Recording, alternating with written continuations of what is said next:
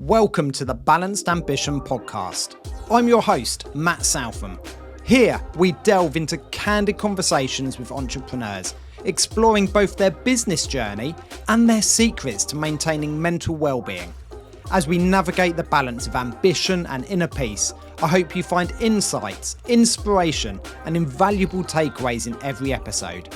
Thank you for joining us. Hi, Rob. Welcome to the Balanced Ambition podcast. I want to kick off by asking you a question. It's related to something that's said on your website, and that's competitive advantage and why getting the right talent, the right people in your business does give you that competitive advantage. Hi, firstly, hi, Matt. Good to see you, and thanks for inviting me on today. No problem. Well, I think every business is ultimately driven forward by their people. You could be the most tech-orientated business in the world, but without the people creating the technology, your dreams won't come to reality. So I think people are at the crux of everything, and that's bringing the right people in, giving them the right training, and having them the right culture and environment to enable them to thrive and remove barriers from them achieving great things together. So I think challenging, obviously, to get that right and to turn it into a competitive advantage, because every business obviously has people at its core. But if you get it right and can really drive it forward, I think there is a competitive advantage to be had from having high quality talent pointing in the right direction and achieving great things together. Yeah, and I know you're really keen internally, developing your own teams. How have you done that, and the culture that you've built around your team? Because from what I've seen, they all say good things about you. So, how have you done that? I think it's culture is a long journey. I don't think there's any one thing, but it for us is about being true to ourselves, creating our company values, uniting people behind a shared vision, and then being really human as employers as well, and recognizing that whilst we obviously want everyone driving hard and working together towards shared goals, that there are bigger pictures outside of work, and families coming first, and working through all of those things together as well. And I think if you can keep that together and keep driving forward to be the best employer you can possibly be, and our why as a business is to build world-class businesses that people love being a part of, and we try and keep that front and center in everything that we do, from how we set up our people and culture team, and the socials that we put on, through to the L&D that we focus on internally. If you can pull all of those things together and then take on feedback and keep striving to get better and better, then hopefully you can achieve great things. Yeah, no, I completely agree. And I think actually getting that culture right and getting people driving forward to a vision, you use that word, is really key. I think sometimes business owners, we set those goals of just how big the business is going to be and how much money it's going to make and things like that. And that might, as a business owner, get us excited. But actually for someone working for us, that isn't necessarily the excitement. So they need that vision. And I think it's really important that business owners understand that and are able to create that culture that people want to work for. Yeah, agreed. I mean, it's amazing that people don't get up out of bed every morning and really pumped to make loads of money for someone who started a business that they happen to work at. But the reality is, we need to be driving after something bigger, and if we can get that and put it together, and it's something that we've kind of had a lot of internal conversations about our why, about our purpose, about what we're trying to achieve. I think as a recruitment business, so our business focuses on building and running in-house recruitment functions for small and mid-sized businesses. That's what we do. That's our bread and butter. Yeah. That doesn't necessarily align to creating a really easy purpose and vision, and we've battled with it over quite some time, and I'm really pleased with where we've ended up and what we're driving towards. It feels very true to who we are and what we're trying to achieve, whilst also trying to grow and help other companies grow alongside that. I've got a really good friend of mine who runs a business called Life Jacket. They're a skin protection business, and their purpose writes itself much more easily. their business was, so the purpose that they had was to reduce levels of male skin cancer to the same as women's skin cancer. Men are twice as likely to get skin cancer as women, with no genetic difference. It's just how we look after ourselves or not. And that purpose immediately gets you brought straight in. And if, as a professional services business, it's a bit more challenging, but you need to find that right purpose and angle that everyone can really unite behind and ties everyone together.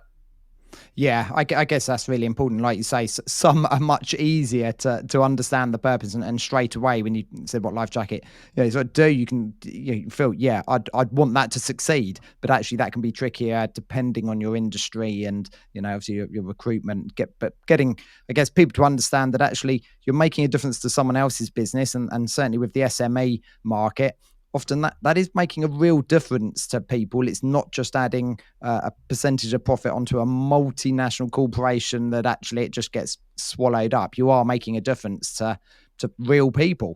Yeah, agreed. And also the candidates as well, right? I think Yeah. I believe that we spend so much of our time working. You have to really enjoy it. It can't just be a means to an end. You should be enjoying what you're doing, and if you take that ethos, then helping other people find roles that they enjoy doing and environments they enjoy working in is a really exciting and fulfilling thing to do. The reality of the recruitment industry is such that I'm sure everyone will be familiar, doesn't have the best reputation, and similar to estate agents and finding a house, finding a job, these things should be some of the biggest and most exciting moments in your life, and they aren't necessarily. And us as a business and others in our industries need to be striving towards providing that level of experience to everyone we work with, so that they say, actually, you know what, I'm really pleased with both the outcome and the process in order to get there. And if you can provide those moments throughout the day to people that you're working with, then there's a big higher purpose throughout that as well, I think. Yeah, I can see how, I mean, you mentioned buying a house, but all of these things that are big parts of our life, but can be particularly stressful, and actually having someone there to hopefully, understand the process and reduce the stress of that process, and seeing it through so that actually there's a great outcome at the end. I can see there is a driver there, and Yeah. I can see why your team want to work towards that. It's an obvious one. Yeah, and look, I think if you've got any listeners, or if anyone's listening to this thinking about their purpose or vision as a business, I'd recommend a book called Traction very, very strongly. It's a fantastic guide to those things that you, from values to purpose to internal meeting structure and everything in between, how to set up a business to scale and drive forward. So recommend that one. It's Gino Wickman, is the author. Very, very good book. Good tip. Yeah, I mean, I think that's often the case, that actually you've mentioned a book there to read, and we were speaking beforehand. The whole point of this podcast as well is to give away some information that people coming into business can find really helpful, or people who are currently running a business and not sure how to take it to the next scale. Because I think lots of people are very good at their jobs, but actually running a business is a completely different entity than actually just the delivery of the work. Talk me through sort of your journey, how you got into the space you're in and so through it's the probably business. a bit of a different journey to most, in that so I set up Instant Impact with my business partner, a best mate called Felix Mitchell. We set up pretty much straight after uni, actually. So neither of us have any experience working for anyone. We, after graduating, we did the classic go for a travel and find yourself type. And whilst we were there, we got onto the topic of work, and both talked about how we'd love to run our own business at some point. And the conversation after a few beers went something along the lines of, well, if not now, then when? No mortgage, no wife, no kids, no responsibility. Let's do it. And we gave ourselves a couple of months to come up with our best business idea, and we went through loads of weird, wonderful, wacky things. And the process went something along the lines of, what's wrong with the world? What don't we like? How could one fix it?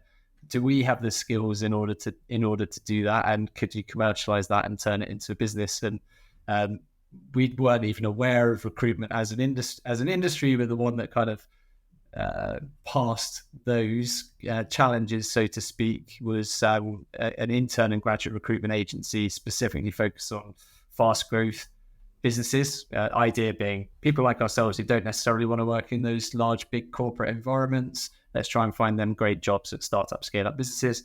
We did that for 6, 7, 8 years and developed the business and took it to being more and more experienced hires as well, but got frustrated with the transactional nature of the recruitment agency model and how arm's length that relationship is. And we're much more focused on the experience. We were also frustrated with our own lack of growth. And we brought in a part-time CFO who looked at the business and said, you do know the most valuable thing you guys do is working with those, I think it was 2 or 3 companies at the time where we were doing really high numbers of hires on a repeat basis. And we then started looking at how can we do that more, and how can we repeat that across more clients. And that's where we evolved to what we're doing today, which is the technical term is RPO, so recruitment process outsourcing, but we like talking about building and running that in-house function, working as an embedded part of the HR or operations function of the companies that we work with. So yeah, how did we start? I think we just wanted to start something up. What did we learn? So many things through so many mistakes and getting things wrong, but by staying agile and flexible, we have grown the business and continuing to do so. We're a long way from where we want to be as well. At the same time, our aspirations are far greater than our execution to date, and it's about then continue improving, get better, and strive to be a better business in 1 month's time than we are today. Yeah. And I guess, on a personal level, since you started to now, you mentioned earlier, family, kids, no mortgage, that was when you started, but that I believe has changed. How has that dynamic sort of changed business and balancing it all, I guess?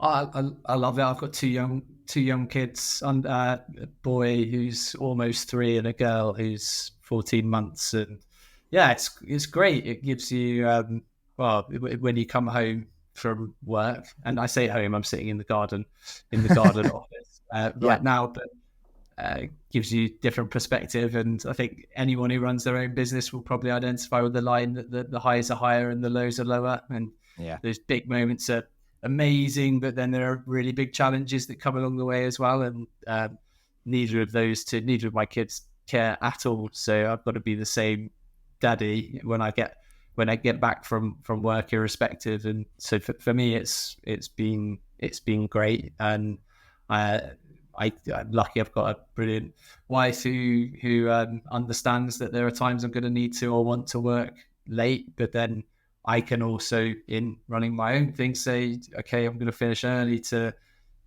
do whatever I want. Or I can drop the kids off at nursery in the morning and just be flexible around how I want to work. And that's something that we pervade through the whole business as well, that family does come first for everyone. That doesn't mean that it should stop you from achieving great things in the workplace as well. Yeah. That's interesting that you've actually balanced it through. So is your whole team, you allow some flexibility there, and you've worked with your HR department has sorted all of that out. So actually there can be a balance between work and life, because exactly like you say, sometimes just dropping the kids off in the morning is actually just being allowed is maybe the wrong word, but having the flexibility to be able to do that actually enables them to get to work and actually crack on really well, even if it's half hour later than that traditional start time of 9 o'clock. Actually, if that wasn't allowed or wasn't enabled, then actually they'd be walking in whenever they walked in quite stressed. Did the kids get to nursery? And actually they're not as productive anyway. Yeah, I think COVID was obviously horrendous for so many reasons, but one of the silver linings was, I think it brought into sharp focus that people do have other lives, whether it's children, dogs, whatever it is. There's a reality to your world that impacts your work, and the more we can do to be flexible to that, I think the better people will be able to deliver and work. And if that means that you're taking your kids to school or picking them up from school, and you do a bit of work at a different time during the week, we trust our teams to deliver and are focused on the outcomes that we're delivering, rather than a 9 to 5 watch the clock type environment. That said, we are a professional services business, and so if our clients get in touch and need us, we've got to be there as well. And so we do need to kind of commit to reasonable response times on things and whatnot. But we encourage our teams, when working as the embedded part of a client's business, to also share their own story, and to set themselves up to be the best version of themselves at work. Yeah, I've had that sort of internal discussion, I suppose, myself, of that balancing work time and, I guess, being available, because traditionally the reason we work sort of 9 to 5 is because everyone else is working 9 to 5, and when you can contact clients, when you can call people and speak to them, and you're in work mode. Whereas actually sometimes the working hours are slightly different, and actually sometimes I'd like to be up earlier, work but finish earlier. But I don't want someone phoning me in the evening when they're working, even if that's their chosen work hours. So I think that 9 to 5 probably works with some structure of, I say, when you can disturb people, when you can reach out and, expect a response. But actually when the actual work gets done by certain people can be at different times. And I mean, our business has become a global business as well. So we're UK headquartered, but we've got team members in the US, in South Africa, in Malaysia.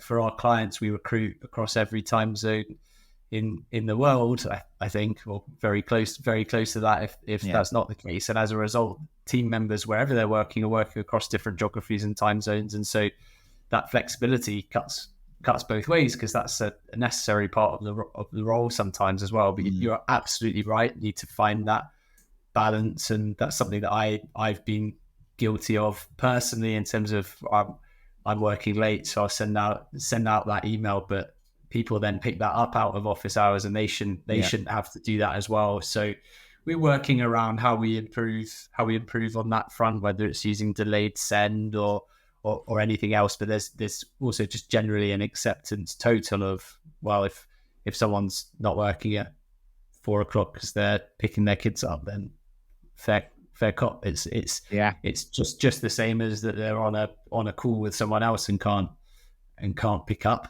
It doesn't matter. It doesn't matter. It doesn't matter particularly. If someone's not working at all and not delivering anything, then there's a different question. But we've never had that issue, and we've really leaned into providing more flexibility. It was definitely a worry and a concern of mine, like pre-COVID. If you'd have said to me, right, have everyone working in different locations, have people working different hours, it would have scared me. And I actually think that silver lining of COVID really pushed us into a new, and from my perspective, much better working environment, as long as you still then try and make sure that there is that separation from work and home as well, and that people aren't checking emails at 11:30. Yeah, no, I completely agree. And I completely agree with what you said about COVID, and how actually there were some good bits that came out of a terrible situation. And I actually saw an email. I can't remember whether I received it or whether it was on LinkedIn or something. And basically, it was signed off with, "I'm emailing you during my working hours, but please don't feel the need to reply outside of the hours that you're currently working." And it was just because I had to do it. I was often up early working. Then I was looking after my kids who were off school when my partner went out to work. And then she'd be back in the afternoon, and then I'd carry on working. So actually during the morning, I wasn't really working sort of between 9 and 12:30, and my team knew that. But it just meant, I was sending some emails at 10 o'clock at night, but I didn't expect anyone else to read them at 10 o'clock at night. And I think it's, possibly just being aware of that. You're saying in your home... Nice. You're saying you're working in your home garden. So there are those days where you have a stressful day, and then sometimes I used to find that bit of a commute home. I'd try and bring myself back down so that I can walk in the door as like you say, as dad, as partner, whatever it is. And most of us are lucky if you've got a partner who's understanding. That's one thing, but exactly like you say, kids don't understand that, and to be fair, they shouldn't need to, because you're just dad. How do you sort of transition in between sort of work and home life? Again, I'm working from home. I'm in a home office, so I know, Yeah. it can be challenging. It's a good question. I mean, I think I work once or twice a week, maybe 3 times in a week in the office, and yeah, that commute time is nice sometimes, and catching up on some reading and things that I haven't done otherwise. But then at home, I think it's finding those moments, whether it's internal calls that you can do on a walk, or I try and end every day by reviewing my day and planning for the next, and doing that before then going inside to the kids. But I'm really conscious of trying to be at least 8 out of 10 for them when I get in the door, and switching off. And I think I generally do that well. I think there are times that I don't, but then you can reflect and try and do better there as well. And I think then also having an understanding partner, as you say, if there is that moment where you're not going to be able to deliver that, us both, and in both directions, her or myself, saying, look, I'm not going to be 8 out of 10, and I'd rather not be around if I'm going to be a 5. I'd rather be an 8+ every time. Are you in a good enough place to be able to take that on right now? And next time, can I do that? Can I do that for you? We don't get it right all the time, but that's what we're trying to. That's what we're trying. Humans, to do. Yeah. But this, I mean, I obviously love my kids, and it's most of the time pretty easy to switch off, because they don't care about the new client that I'm speaking to, or the internal issue that we're going through. They care about daddy coming in and throwing them around and having a good time. And so they should, that's what it's all about. Yeah, I certainly think, I've really worked hard on that transition. I was always office based, but now working from home quite a lot more. If I'm working, I'm working. But when I'm not working, then I'm completely not, because there's nothing worse. And I did try this when COVID first started, trying to work some of those mornings. And what would happen was I wasn't really working because I was trying to look after the kids, but I wasn't really looking after them or giving them my attention because I was trying to work. And I realized actually it wasn't working for either, for work or for them. Yeah. There was literally no one was winning. So I was like, no, either I'm working and I'm cracking on, or with the kids and enjoying that time. And just I suppose getting that perspective really helped focus me that actually you can't multitask work, life, kids, and all of that at the same time and expect high performance on any of those sort of sections. Agreed. So how do you generally sort of de-stress, deal with challenges? Because during the last 10 years, I'll say, you will have had some challenges, whether that was COVID or just generally growing a business. What do you do? What do you like to do outside of work? So work, family, tennis is one of the really big things. So I play tennis at least twice a week, and that's like combination of exercise and social for me. I'm very lucky to have a really good group of people that I play tennis with on a very regular basis, and enjoy getting out, playing competitively, and trying to manage the decline in level over time. But that's my other big thing, as well as then like seeing mates and whatnot. But yeah, it's good. Yeah, I guess having that support network, but equally, I always like an activity where you can't physically hold your phone while doing it. Because I've never seen anyone playing tennis holding their phone. I'm sure it's possible. No, but I'm sure it is possible. But yeah, I'd like to do things where actually you're almost disconnected from a little bit of the technology that takes up so much of our time. And technology can be brilliant. And actually, I'll ask you a little bit about AI in a minute, because I know there's some within recruitment, some exciting sort of movement on that. But yeah, I certainly think technology can be fantastic for us. We've got to understand, actually, we need to get back down to that human level of just connecting with people, whether that's kids, whether that's mates, whether that's colleagues and talking and communicating on a really human basic level. Yeah, agreed. Yeah. So talk me through a little bit about AI and recruitment and how you're implementing that, because we've spoken a lot about people, but yeah, just briefly cover. We're really excited and really optimistic about what the future of recruitment looks like, and we're laser focused on people where people are best, tech where tech is best. And I'm sure you and lots of people listening have done a lot of reading about AI, and I'd kind of, in my head, it ranges from false dawn, nothing's going to happen, it's all big song and dance over nothing, to dystopian, no one's going to be working in 3 years time. And our view is, like most people, I'm sure, somewhere in the middle. And I think for me, within recruitment, we're going to be automating and significantly improving the manual or administrative tasks, be that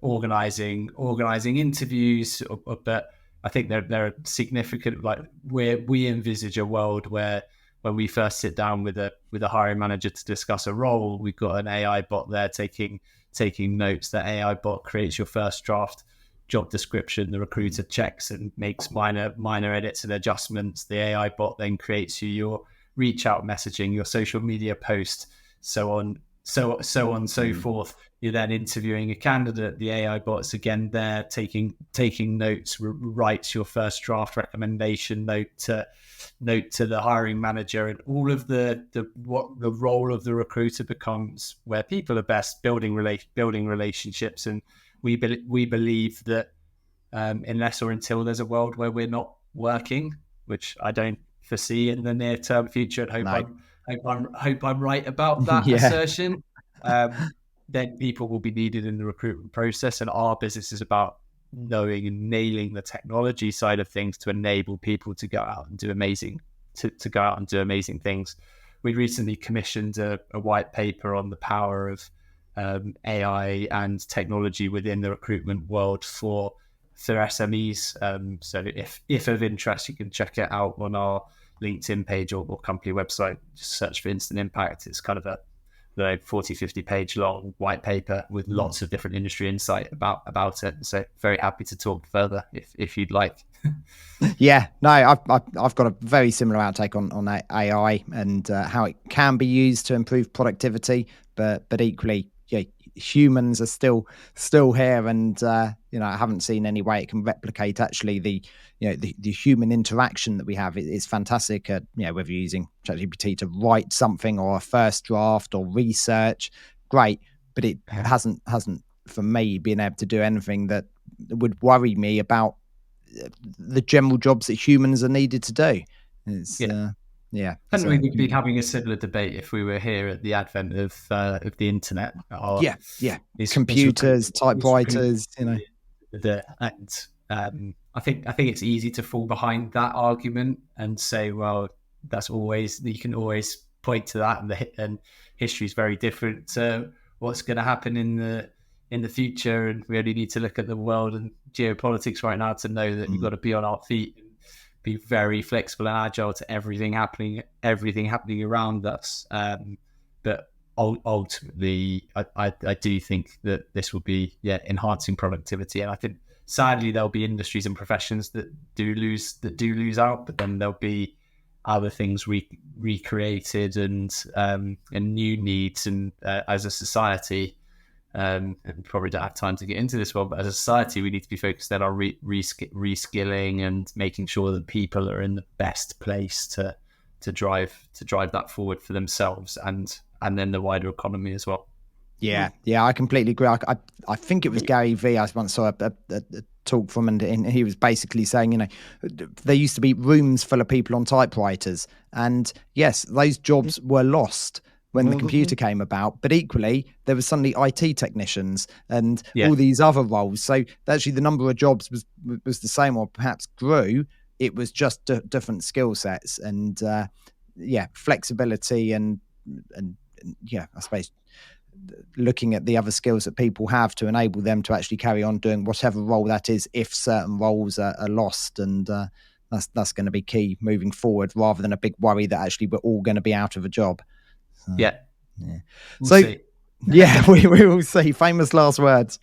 And finish off today with just, if you've got a tip for someone who's starting a business, what have you learned that you would love to pass on to them? What you've mentioned flexibility and resilience a little bit, but I'm not going to lead you on that. Just what would you say to someone looking to start a business?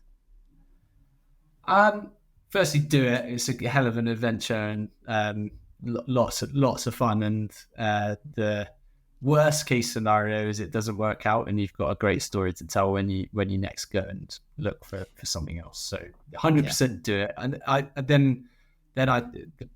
the one that immediately comes to mind when you ask me that question is fail fast, be agile, don't be too rigid in your thinking. I think as a business we've shifted significantly from where we first started, but if I was advising myself 12 years ago, I think we could have done that much quicker and have then got to where we are today earlier and driven forward faster as well. And keep challenging your assumptions. Absolutely have a vision, as we talked about earlier, but challenge yourself on that, because the world is changing, and the same model or approach that you're taking today won't necessarily be the right one in 6, 12, 18 months time. So plan, but be willing to change that plan and adapt and enjoy the journey as well. Because as I said earlier, the highs are going to be higher, the lows will be lower. Surround yourself by good people to help you through the more challenging moments, and then make sure you celebrate the enjoyable ones, because it's quite easy to be like, yeah, great, move on. Take a step back and just enjoy it as well. Yeah. I certainly think, we seem to dwell on the negatives very, very easily, but yet actually the wins, they are there. You just go and we should actually celebrate them probably longer than we just go, hey, we did well there, and bring that out to keep us all positive.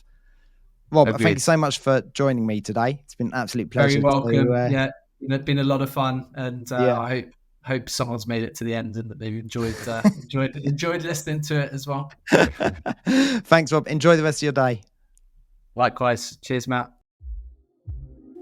Thank you for tuning in to this episode of the Balanced Ambition podcast.